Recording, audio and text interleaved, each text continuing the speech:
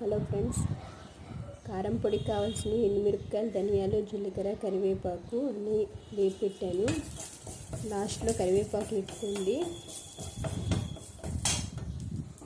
తక్కువ మంట మీద వేపితే మాడకుండా ఉంటుంది.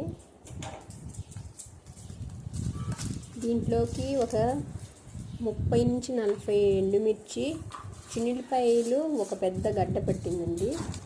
ఇవి విత్తనాలు తాలింపులోకి పనికొస్తాయి. ఇలా వేపినప్పుడు మాడిపోతాయి మన కారం పొడిలోకి.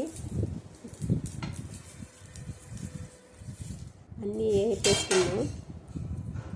ధనియాలు 2 స్పూన్లు, జీలకర్ర 1 స్పూను, ఎండుమిర్చి 30 నుంచి 40, కల్లుప్పు వేస్తే బాగుంటుందండి. ఇందులో వెల్లుల్లిపాయలు ఎక్కువ వేస్తే గుండెకి చాలా మంచిది. కరివేపాకు ప్రతి దాంట్లో వాడుకోవడం మంచిదండి. చల్లారిపోయినాక మిక్సీ చిన్న జార్లో వేసాను.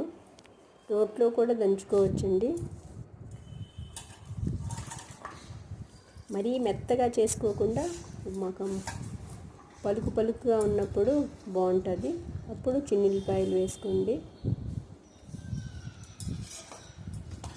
వేడి అన్నంలో కూడా నెయ్యి వేసుకుంటే చాలా బాగుంటుంది. ఇడ్లీలోకి, దోశల్లోకి చాలా రుచిగా ఉంటుంది. ఒకసారి ట్రై చేయండి. Thank you.